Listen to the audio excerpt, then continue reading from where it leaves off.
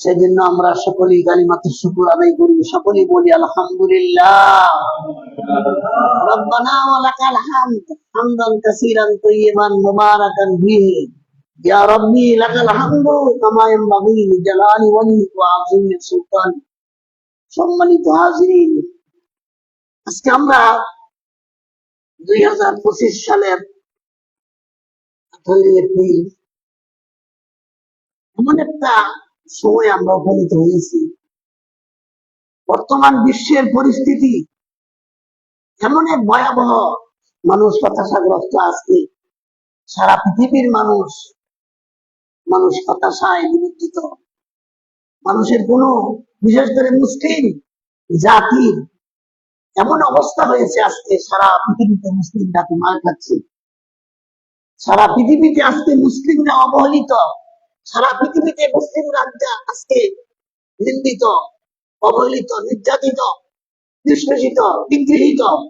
আজকে মুসলিমদের কোন মর্যাদা নাই, অথচ মুসলিমরাই ছিল একমাত্র সম্মানীয় জাতি। আজকে আমরা পৃথিবীর সারা দেশ থেকে মার খাচ্ছি। ভারত আমাদেরকে মারছে, ফিলিস্তিন আমাদেরকে মারছে, ইসরায়েল আমাদেরকে মারতেছে, এবং আমাদের দেশেও আমরা শান্তি নাই। আপনারা জানেন, গত কয়েকদিন আগে ব্রাহ্মণবাড়িয়ার এক মসজিদ, আহলে হাদিস মসজিদ, সেখানে কিভাবে দুর্বৃত্তরা সেখানে কিভাবে মসজিদ ভাঙচুর করছে, মানুষকে আঘাত করছে, রক্তাক্ত করেছে। দেখেন, আজকে আমরা এই মুসলিম, আমাদের বাংলাদেশের মুসলিমরা আমরা শান্তিতে নাই, কোথাও আজকে শান্তিতে নাই। এই দেশে পূজা পার্বণে মুসলিমরা পাহারা দেয়। যেই মুসলিমরা পূজার ঘরে পাহারা দেয়, এই মুসলিমরা এই মসজিদ ভাঙে। তার মানে কি?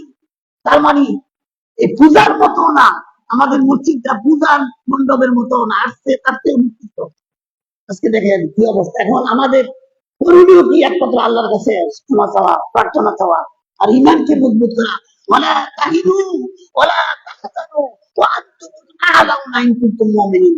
আল্লাহ বলেন, ভয় পেও না, তোমরা যদি মুমিন হও, ঈমানদার হও, তোমাদেরকে বিজয় দিব। আল্লাহর কথা শুনেছি। আজকে আমাদের ঈমানের অভাব, আমাদের তাকওয়ার অভাব, যার জন্য আজকে আমরা সারা পৃথিবীতে মার খাচ্ছি। সম্মানিত হাজিরিন, আজকে এই যে ইসরায়েলের যে ফিলিস্তিনের যে পরিস্থিতি, আমাদের আজকে ঘাস হয়ে উঠে, আজকে দিনের না, আজকে শত বৎসরের এই অবস্থা। আমি আজকে মনস্থ করেছি যে আজকে ইসরায়েল এবং ফিলিস্তিনের মধ্যে যে সংঘাত, যে হানাহানি, মারামারি, কাটাকাটি, আজকে 100 বছরেরও বেশি সময় ধরে চলছে। ওইটার একটু সংক্ষিপ্ত ইতিহাস আমাদের জানা দরকার, প্রত্যেকেই জানা দরকার। কি হয়েছিল, কি ঘটেছে সেখানে, কে জন্য এরকম সংঘাত, কিসের কারণে মানুষ এরকম মারামারি করছে। অথচ মানুষ ছিল সৃষ্টির স্বাভাবিক, আজকে মানুষ সেই সবচেয়ে নির্দিষ্ট কাজ করছে। আজকে আমি ইসরায়েল এবং ফিলিস্তিনের মধ্যে সংঘাতের ইতিহাস আলোচনা করবো। বিনাসিয়াতিল্লাহ বিফাদলিল্লাহ আলাইহি তাওয়াক্কালতু ওয়া ইলাইহি উনীব। লা ইলাহা ইল্লা মা আল্লামতানা রব্বি ইশরাহ লি সাদরি ওয়া ইয়াসসির লি ওয়াহলুল উকদাতাম মিন লিসানি ইয়াফকাহু কাওলি রব্বি জিদনি ইলমা রব্বি জিদনি ইলমা। সম্মানিত হাজিরিন, দেখেন আসলে ইসরায়েল জিনিসটা কি। আপনারা জানেন, বনি ইসরায়েলের একটা সুরাই আছে কোরআনে, বনি ইসরায়েল। ইসরায়েল জিনিসটা কি এটা বুঝেন, অথচ ইসরায়েলের সাথে বর্তমানে ইহুদের কি সম্পর্ক আছে এটুকু চিন্তা করেন। ইসরায়েল শব্দটার অর্থ হচ্ছে বান্দা, আর ইল অর্থ হইল আল্লাহ। আপনারা জানেন, এই পৃথিবীতে 2 জন নবীর নাম একাধিক নাম ছিল, আর কোন নবীর নাম একাধিক নেই। একজন হচ্ছে মুহাম্মদ সাল্লাল্লাহু আলাইহি ওয়াসাল্লাম, তার নাম মুহাম্মদ ছিল। আরেকজন হলো ইয়াকুব, যার নাম ছিল ইসরাইল। এই 2 জন নবী একাধিক নাম ছিল। এই ইসরাইল নামটা কি একটু বুঝেন। ইসরা হলো যে বান্দা বা গোলাম, আর ইল হলো আল্লাহ, তার মানে হলো আল্লাহর গোলাম। আমরা যারা আব্দুল্লাহ বলি, আমরা এর হিব্রু ভাষায় আমরা যাকে বলি আব্দুল্লাহ, হিব্রু ভাষায় বা ইসরাইল, একই কথা। তো এই বনি ইসরাইল সম্পর্কে কোরআনের পূর্ণবার একটা সূরাই আছে। আপনারা জানেন মুসা আলাইহিস সালামের সাথে বনি ইসরাইল। তো ওই বনি ইসরাইল আর বর্তমানে যে ইহুদি, তাদের মধ্যে পার্থক্যটা কোথায়? আমি সামান্য একটু বলি যেতে হবে। দেখেন, এই থেকে 4000 কেউ বলে 5000 বছর আগে ফিলিস্তিন, এই ফিলিস্তিনে অবস্থা, ফিলিস্তিনে বসবাস করত ইয়াকুব আলাইহিস সালাম। আর ইয়াকুব আলাইহিস সালাম তার আগের থেকে বলে আসেন, একটু আগের থেকে বলে আসেন। আমরা জানি আদম আলাইহিস সালামের একজন ছেলের নাম ছিল শীষ। এই শীষ আলাইহিস সালামের দশমতম পুরুষ ছিল নূহ আলাইহিস সালাম। 1000 বছর পরে নূহ আলাইহিস সালাম আসলেন। আর এই নূহ আলাইহিস সালামের ছিল 60 ছেলে।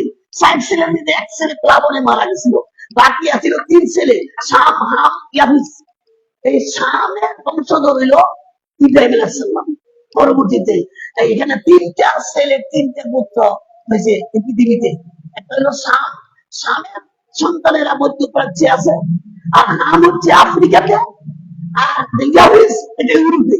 এই 3 ছেলে 3 দেশের মধ্যে আছে। এই জন্য আমাদের বর্ণ বৈষম্য, আমাদের বর্ণের মধ্যে আকৃতি প্রকৃতির মধ্যে এরকম কিছু পরিবর্তন হয়।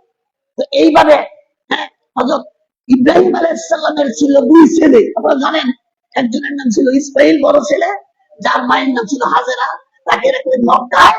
আর এক দ্বিতীয় ছেলে, তার 15 বছরের শুরু ছিল ইসহাক। এই ইসহাককে রাখলেন ফিলিস্তিনে, জেরুজালেমে, ওইখানে। তারপরে তার ছেলের ঘরে ছিল ইসহাক। ইসহাকের ইসহাকের ঘরে ছিল ইয়াকুব। ইয়াকুব আলাইহিস সালাম তিনি নিজেও নবী ছিলেন, তার বাবাও নবী, তার দাদাও নবী, এবং তার ছেলে একজন নবী ছিল ইউসুফ আলাইহিস সালাম। ইয়াকুব আলাইহিস সালামের ছিল 12 ছেলে। 12 ছেলের মধ্যে একজনের নাম ছিল ইয়াহুদা। অনেক ঐতিহাসিকগণ বলেন যে এই ইয়াহুদার ছেলেমেয়েগুলো শেষ পর্যন্ত তারা অবাধ্য হইল এবং এই যে ইহুদি হয়ে গেল। এখন এইভাবে সমাজ হয়। ইহুদিরা দেখেন এখানে ইহুদিরা তারা ওইখানে কেনান এলাকাটা বেছে নিয়েছিল। কেনান যেটা ফিলিস্তিন, ফিলিস্তিনের ভৌগোলিক অবস্থান আপনারা জানেন। এটা হচ্ছে এই মধ্যপ্রাচ্যের একটি দেশ, যার পশ্চিমে আছে ভূমধ্য সাগর, পূর্ব দিকে আছে জর্ডান, দক্ষিণ দিকে আছে মিশর, তারপরে উত্তরে আছে সিরিয়া, তারপরে উত্তরে আছে লেবানন। এরকম কয়েকটা, সবগুলি মুসলিম দেশ। তাই এর মধ্যে ফিলিস্তিন। এই ফিলিস্তিনের যে মেন জায়গাটা ইসরায়েল, বলি আমরা যেটা বলি ইসরায়েল, এই যে ফিলিস্তিনের জায়গাটা, এই জেরুজালেম, যেটা জেরুজালেম শব্দটা এখানে, এই জেরুজালেমের পাশেই ছিল কেনান। ইয়াকুব আলাইহিস সালাম সেই কেনানে বাস করতেন, এবং ইয়াকুব আলাইহিস সালামের বংশধররা সেখানে বাস করতেন। আজ থেকে 4000 বছর আগে ওইখানে একটা সম্প্রদায় ছিল, যার নাম নেবুচাঁদ নেজার। নেবুচাঁদ নেজারদের অত্যাচারে এই সময়, ওই সময় 4000 বছর আগে এখানে ইহুদিরা, ওই বনি ইসরাইলের বংশের লোকেরা, ইহুদিরা সেখান থেকে তারা ইউরোপে, এখান থেকে বিতাড়িত হয়। এখান থেকে ইউরোপে তারা বিতাড়িত হয়, বিভিন্ন দেশে চলে পড়ে। তো দেখেন এইভাবে তারা এখান থেকে বিতাড়িত হয়। তো এরপরে আপনার এইখানে এই ইয়াটা, এই ফিলিস্তিন বইয়াটা যেটা আমাদের, যেটা ইহুদি ইয়াটা খুঁজে পাই। আপনারা জানেন, ইতিহাস ঘাটলে দেখবেন 1896 সালে একজন সাংবাদিক ছিল, যার নাম ছিল থিওডর শার্জেল। তিনি একজন বড় লেখক ছিলেন। তিনি একটা গ্রন্থ লিখেছিলেন যারা ইহুদি তাদের পুনর্বাসনের জন্য, তাদের বাসস্থানের জন্য, এবং একটা একটা মতবাদ তিনি আবিষ্কার করেছিলেন। যে মতবাদ জার্নিজম, একটা মতবাদ তিনি একটা মতবাদ তিনি আবিষ্কার করেছিলেন। এটার অর্থ ছিল যে শুধু ইহুদিদের জন্য আলাদা একটা রাষ্ট্র হবে। এটা তিনি প্রকাশ করেছিলেন 1896 সালে। তো তারই আলোকে 1897 সালে এটা একটা রাষ্ট্রীয় রূপ নিল। ইহুদিরা চিন্তা করলো, হ্যাঁ তাহলে তাহলে জাইনিজম একটা যে মতবাদ, যারা জাইনিস্ট, তারা চিন্তা করলো যে আমাদের একটা আলাদা রাষ্ট্রের দরকার। আর আলাদা রাষ্ট্রের দরকার এই জন্য, আপনারা জানেন যে এর আগে পৃথিবীতে বিভিন্ন ভাবে এই প্রিয়ারা, ইহুদিরা অনেক বড় দুর্দশ ছিল, তাদের চরিত্র দুর্দশ ছিল, এবং অনেক কারণে তারা বিভিন্ন জায়গা থেকে বিতাড়িত হয়েছে। বিশেষ করে আমরা এটা জানেন যে এই যে উসমানী খেলাফত, যেটা আপনার উসমানী সাম্রাজ্য, যেটা আসলে অনেকে জানে না, এটার নাম হইলো আপনার অটোমান সাম্রাজ্য। এই অটোমান সাম্রাজ্যটা ছিল 1300 শতক থেকে 1800 শতক, 600 বছরের অধিক সময় এই অটোমানরা রাজত্ব সাম্রাজ্য চালাইছে, এবং ইউরোপের মানে বেশিরভাগ দেশ, আফ্রিকা এবং এশিয়াতেও তাদের সাম্রাজ্যটা ছিল সারা পৃথিবীতে। সেই যুগের সবচেয়ে বড় সাম্রাজ্য ছিল এই অটোমান সাম্রাজ্য। আসলে অটোমান শব্দটা হলো উসমান শব্দ থেকে অটোমান। এই উসমান যে আমরা বলি উসমান, এই অটোমান, আসলে লোকটার নাম ছিল উসমান, তিনি প্রতিষ্ঠা করেছিলেন তার নামকরণে সেটা অটোমান সাম্রাজ্য হইলো। এখানে 1300 শতক থেকে 1800, অর্থাৎ প্রথম যুদ্ধ যখন লাগলো 1914 সালের, এইখানে আগ পর্যন্ত তারা ছিল। আর এই যুদ্ধটার কারণে ছিল এই অটোমানদেরকে, অটোমান সাম্রাজ্যকে মানে তাদের ক্ষমতা নষ্ট করা। ব্রিটেন, তারপরে ইউরোপ, এই সময় ব্রিটেন, ফ্রান্স, এরা এই অটোমান সাম্রাজ্যের বিরুদ্ধে সংগ্রামটা করেছিল, বিশ্বযুদ্ধটা লাগছিল। এবং যখন বিশ্বযুদ্ধ শুরু হয় তখন এই ব্রিটিশরা চালাকি করলো, ব্রিটিশরা আরবদের বললো যে তোমাদের সিরিয়া থেকে ইয়ামেন পর্যন্ত তোমাদের একটা মুক্ত, একটা স্বাধীন রাষ্ট্র করে দিব, তোমরা আমাদের সাথে যুদ্ধ কইরা এই অটোমানদেরকে পরাজিত করো। আবার ফিলিস্তিনি যারা উদ্বাস্ত, যারা ইহুদিদেরকে বললো তোমরা এক কাজ করো, তোমরা আমাদের সাথে যুদ্ধ কইরা তোমরা অটোমান সাম্রাজ্যের প্রতিহত করো, তোমাদেরকে ফিলিস্তিনে আমরা 70 ভাগ এলাকা, তোমাদের এই ফিলিস্তিনের 70 ভাগ অংশ তোমাদের দিয়া একটা স্বাধীন রাষ্ট্র করে দিল। যাতে করে দুই দলই কিন্তু এই ব্রিটিশদের এই কুপরামর্শে মানে প্রথম মহাযুদ্ধে তারা অংশগ্রহণ করে যুদ্ধ করলো। প্রথম মহাযুদ্ধের যুদ্ধ শুরু হয়ে গেল 1400 সাল থেকে 1800 সাল পর্যন্ত। তার মধ্যে মানে শুরু হয়ে গেল 1914 সালে যখন শুরু হয়ে গেল। এর আগে কি করতো, তুরস্করা ব্রিটেনকে একটা গ্লিসারিন দিত, তুরস্ক থেকে একটা গ্লিসারিন দিত ব্রিটেনে। এই গ্লিসারিনটা তার ছিল অস্ত্র সংরক্ষণ করা, অস্ত্র সংবরণ করা। এই গ্লিসারিনটা দিলে অস্ত্র দিতে হয় না।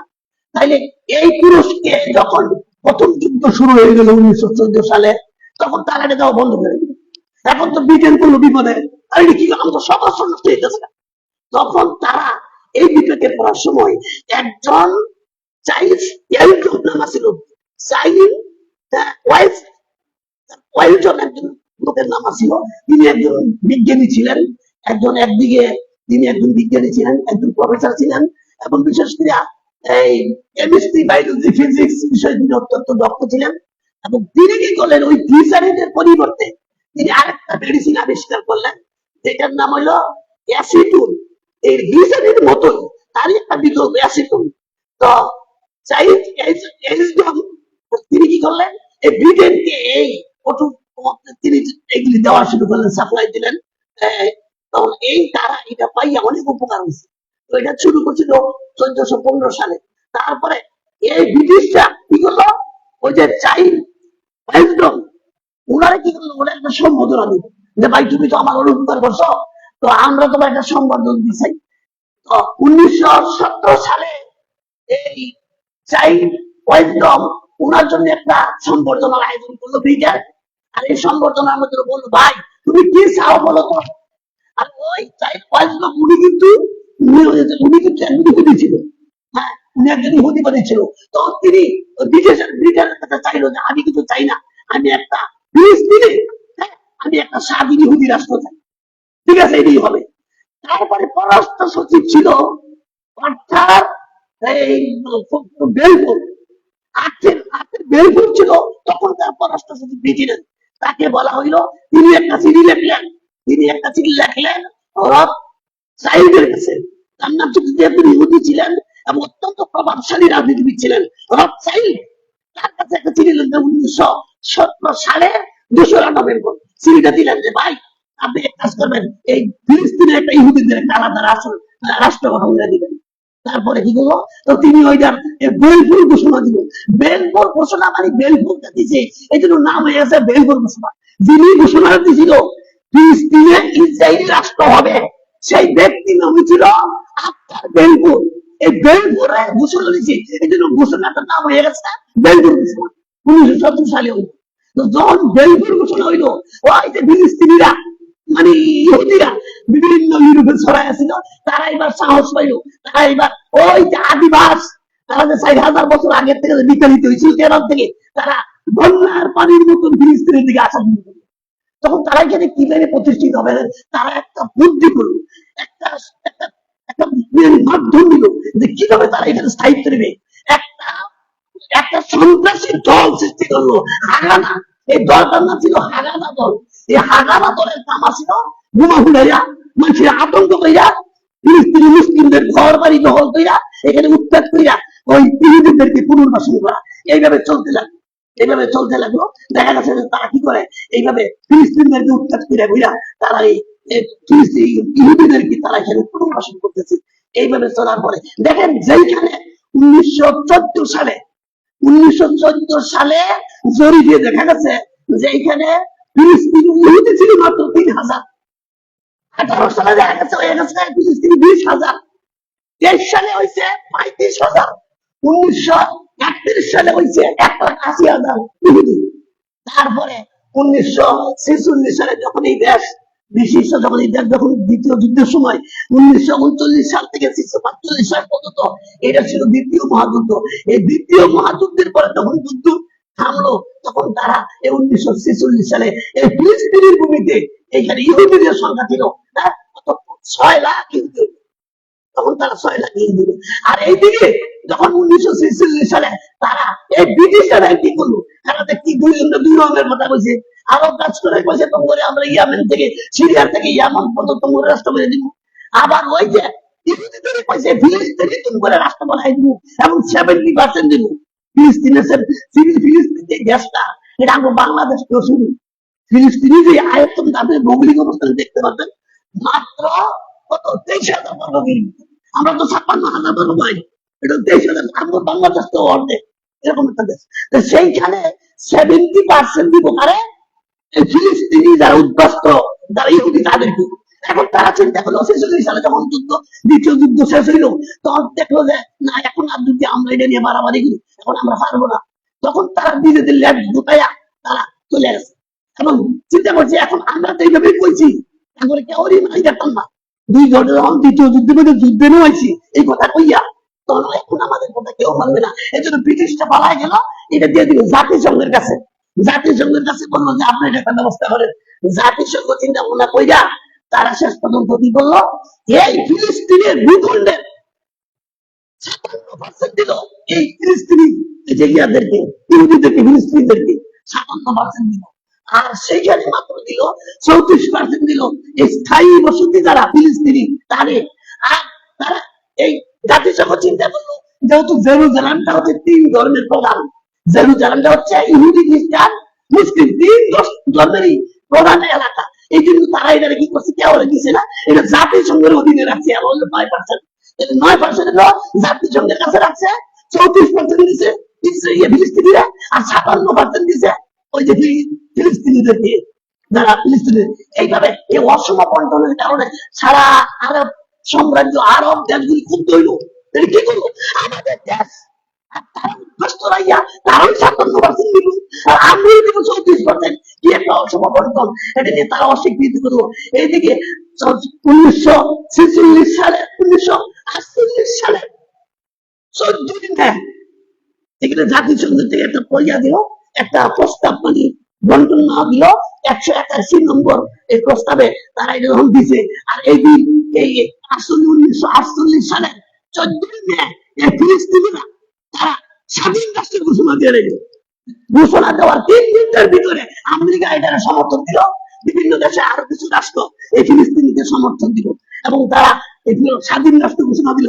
এইদিকে আরব দেশগুলি মিশর, লেবানন, ইরাক, তারপর জর্ডান, এই সমস্ত দেশগুলি তৈরি এবং তারা এই রাতারাতি তৈরি হয়ে গেল 5টা দেশ, 5টা বড় বড় 5টা দেশ এই একটা ফিলিস্তিনের বিরুদ্ধে যুদ্ধ ঘোষণা করলো।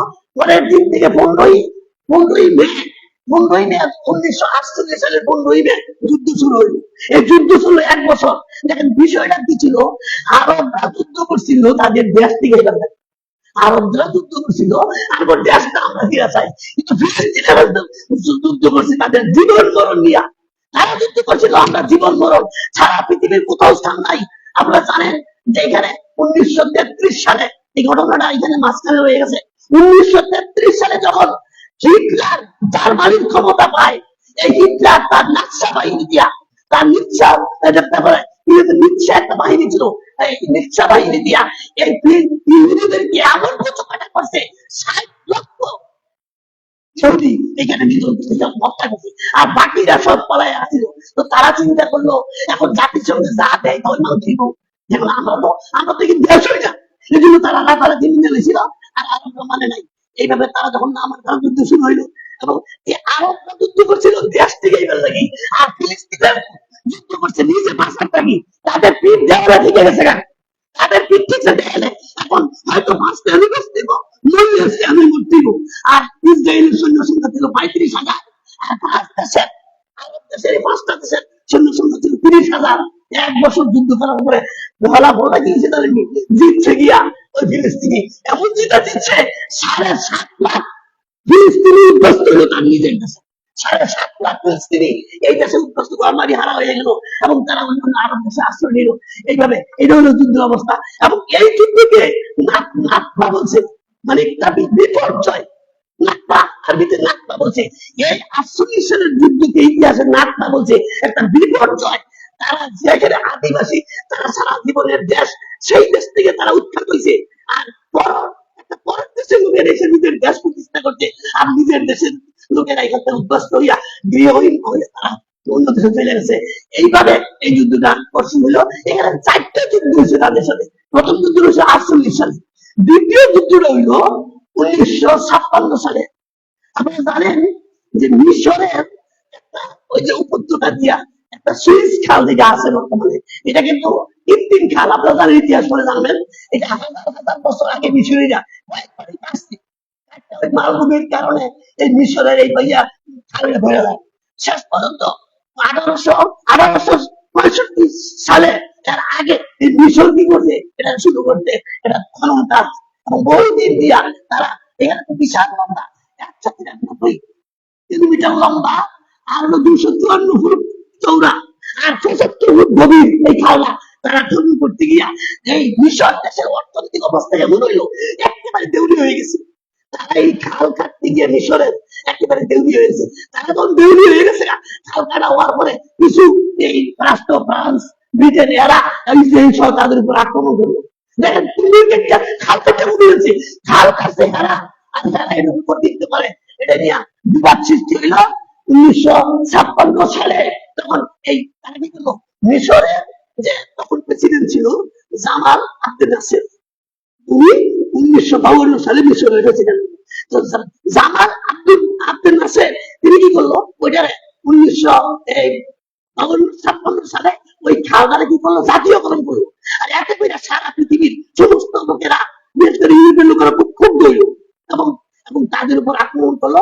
এই অ্যাটাক করার কারণে এখানে ফ্রান্স, ব্রিটেন আর হলো ইসরায়েল, 3টা দেশ তাদের উপর আক্রমণ করলো।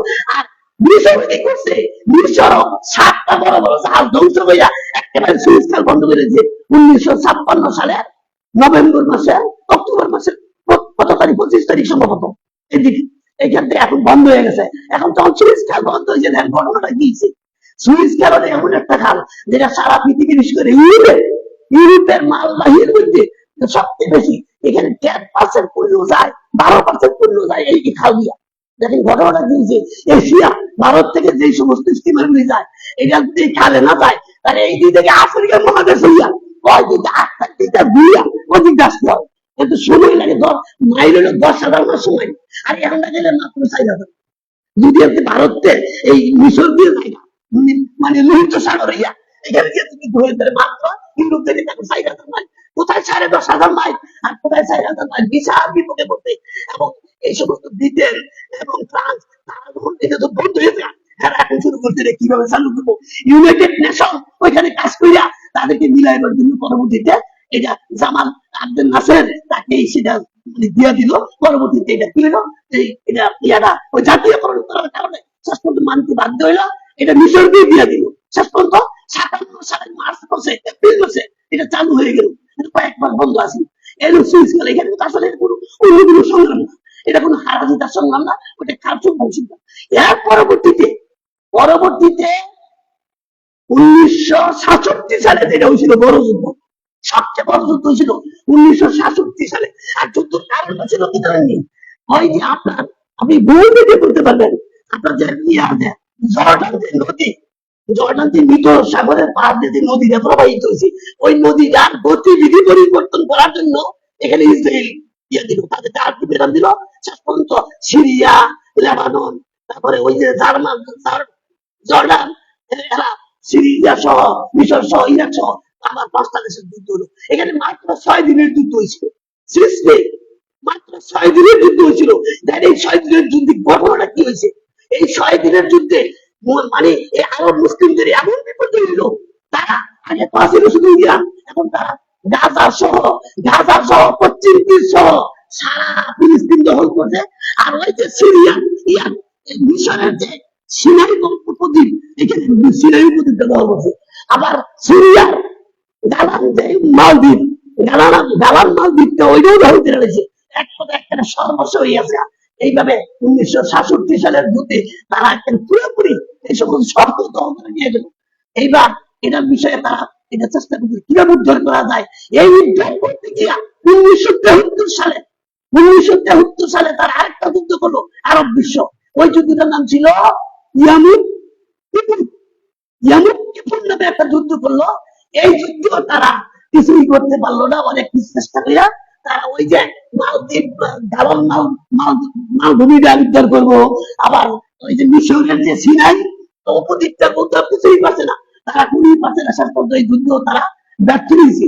তবে ব্যর্থ একটা কাম করছে, তারা এই আরবরা একটা কাম করছে যে এইটা তাদের বিরাট উপকারী। আমরা কি করছি, এই আরব থেকে যে ইউরোপে বিশেষ করে ইয়াতে এই ধরতে এই আমেরিকা ব্রিটেনের যে দেওয়া দায়িত্ব এটা বন্ধ করে দিচ্ছে। এইবার 1973 সালের যুদ্ধের পরে সব আরবরা মিলিয়া দেওয়া বন্ধ করে দিচ্ছে। এইবার কথা করতে লক্ষ্য করছে। এবার আমেরিকায় এবার পাশে ঘুরে এবার পাশে ঘুরে আমেরিকার একজন কূটনীতিক ছিল হেরিন ক্যাসান্ডি। এই হ্যাঁ কি করলো, অনেক চেষ্টা করলো। এই হেরিন ক্যাসান্ডি এরকম চেষ্টা শুরু করে কিভাবে করা যায়। একবার তেরা দিবে, আবার মিশরের তাল দিতে। এইভাবে গিয়া তাদের বাসায় ঘুরতে ঘুরতে ঘুরতে ঘুরতে 1978 সালে দুই দলে একটা চুক্তি করাইবার লাগি আমেরিকা ক্যাম্প ডেভিড নামক এলাকায় একটা চুক্তি বসাই 1978 সালে। ওইখানে তখন এই ওই বিষয়টা যখন তখন তারা একটা সমঝোতা আসলো কি যে ওই যে মিশর তারা ওই ইসরায়েলকে স্বীকৃতি দিবে রাষ্ট্র হিসাবে, আর ইসরায়েল তাদের ওই যে ইয়াটা মানে সিনাই পর্ব উপত্যকাটা ফেরত দিয়ে দিবে। ওইখানে চুক্তি করার পরে এই চুক্তি করছে মানে আরব বিশ্বতে এমন গরম হচ্ছে, আনোয়ার সাদ্দাত পারে না ভাইরা রায়। এই আনোয়ার সাদ্দাত 1978 সালে এই চুক্তিটা করার পরে সারা আরব বিশ্ব তার মুক্তি গেল। এবং তারা একটা একটা সংস্থা করলো ওআইসি একটা সংস্থা করলো এই তখন আনোয়ার। এখন শেষ পর্যন্ত তাকে আবার শান্তিতে এই আনোয়ার সাদ্দাতকে এই কাজ করার জন্য তাকে আবার শান্তিতে একটা নোবেলও দেওয়া হয়েছে। হ্যাঁ, এদিকে যখন এই বিয়ে করা হয়েছে এখানে আরো 81 এই 81 সালে আনোয়ার সাদ্দাতকে হত্যা করে তার দেশের লোকেরা। আনোয়ার সাদ্দাত মিশরের প্রেসিডেন্ট আনোয়ার সাদ্দাতকে হত্যা করে এবং পরবর্তীতে 82 সালে তারা ওই সিনাই পর্বত ফিরে আসে। উপকার হয়েছে ওই তারা ওই সিনাই যে উপত্যকাটা ওটা তাদের চুক্তি মোতাবেক ফিরে করেছিল।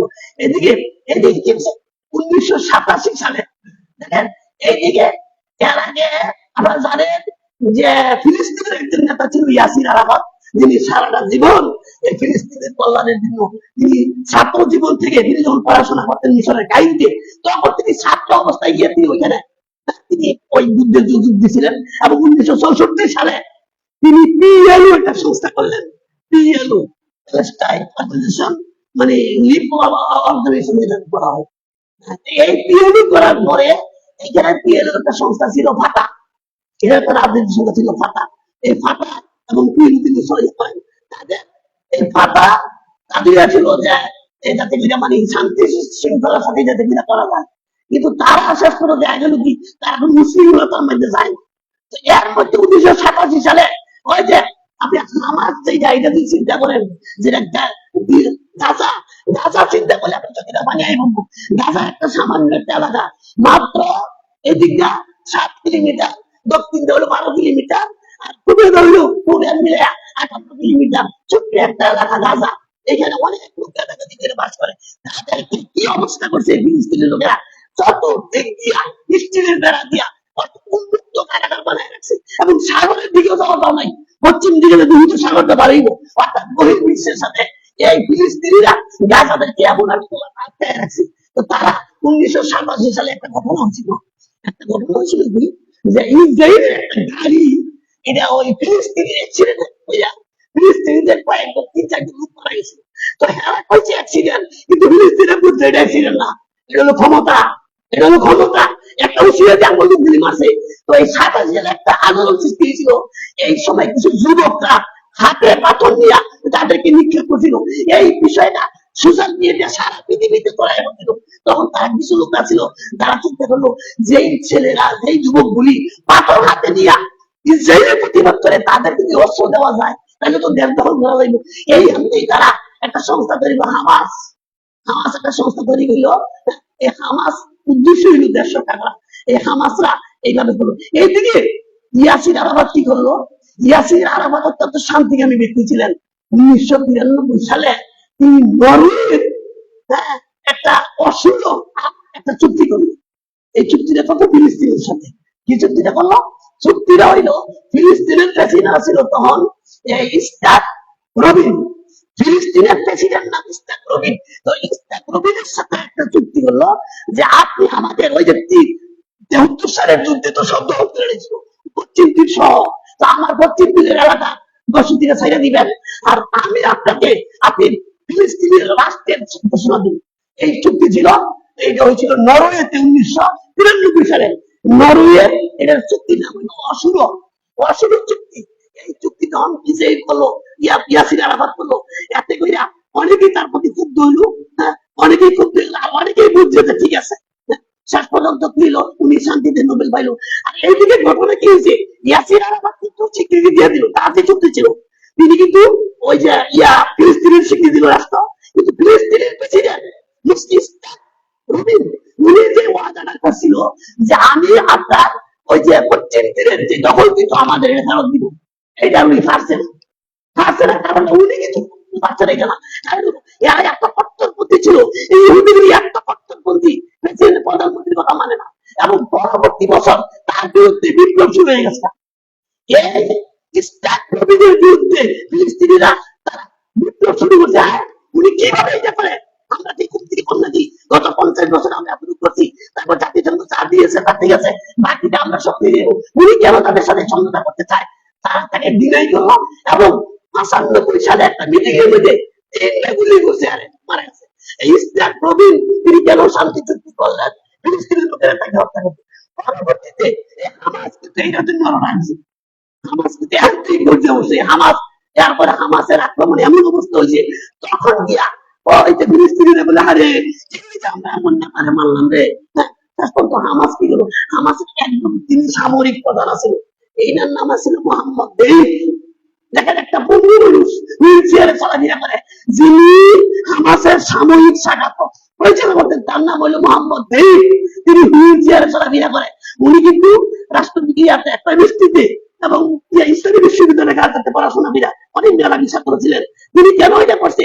তিনি ওই ফিলিস্তিনিরা, ইসরায়েলি মানে ফিলিস্তিনিরা তার সর্বস্ব নাশ করছে, তার 7 মাসের ছেলেদের হত্যা করছে, তার 3 বছরের মেয়েদের হত্যা করছে, তার ভাইকে হত্যা করছে, তার স্ত্রীকে হত্যা করছে। এই জন্য তিনি এমন ভাবে খেলছে, তার জীবন দিয়ে হইল এরকম। এই হামাসের সামরিক প্রধান ছিল, তার নাম ছিল মোহাম্মদ দেইফ। তাদের তিনি কি একটা বুদ্ধি করেন, তারা তো অবরুদ্ধ, এই হামাসকে অবরুদ্ধ, চতুর্দিকে অবরুদ্ধ করে রাখছে। আর তিনি 300 মাইলের একটা টানেল করলেন, 300 মাইলের একটা টানেল করলেন। এই তার প্রযুক্তিতে মোহাম্মদ দেইফ এখন তারা এমন অবস্থায় আছে, এই দিকটা রকেট হামলা, আবার ওই দিকটা ওই যে মিসাইল, আবার ওই দিকটা তারা এখন। এরপরে আপনারা জানেন 2005 সালে, সম্ভবত 4-5 সালে যে ইন্তিফাদা হয়েছিল এখানে ইয়াতে, তারা আতঙ্কিত হয়ে গেছিল। এবং বিশেষ করে 2006 সালে ফিলিস্তিনে ইয়ে হয়েছিল, নির্বাচন হয়েছিল। 132টা আসনের মধ্যে 75 হয়েছিল ওই যে হামাস।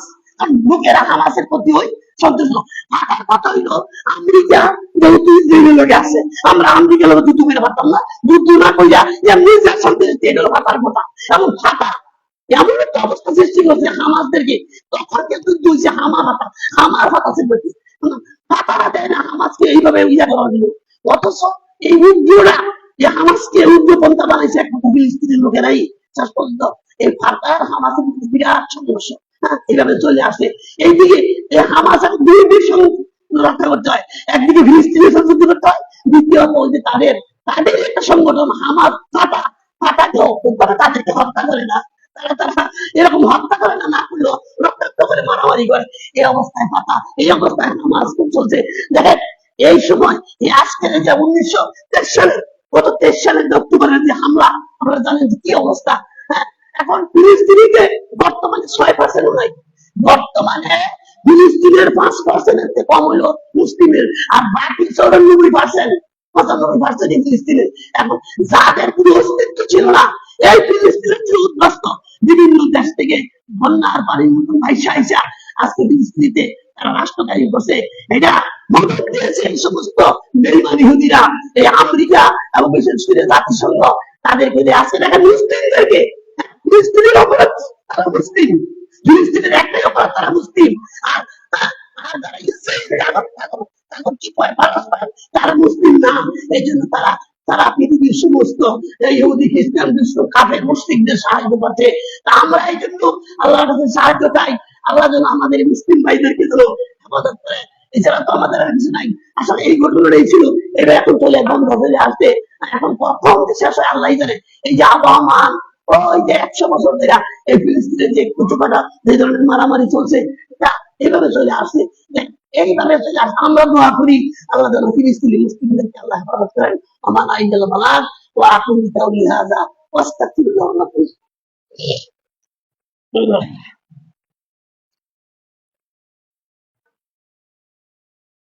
আলহামদুলিল্লাহ নাহমাদুহু ওয়া নাস্তাঈনুহু ওয়া নাস্তাগফিরুহু ওয়া নাউযু বিল্লাহি মিন শুরুরি আনফুসিনা ওয়া মিন সাইয়্যাতি আ'মালিনা মান ইয়াহদিহিল্লাহু ফালা মুদিল্লা লাহু ওয়া মান ইউদ্লিল ফালা হাদিয়া লাহু ওয়া আশহাদু আন লা ইলাহা ইল্লাল্লাহ ওয়াহদাহু লা শারীকা লাহু ওয়া আশহাদু আন্না মুহাম্মাদান আবদুহু ওয়া রাসূলুহু।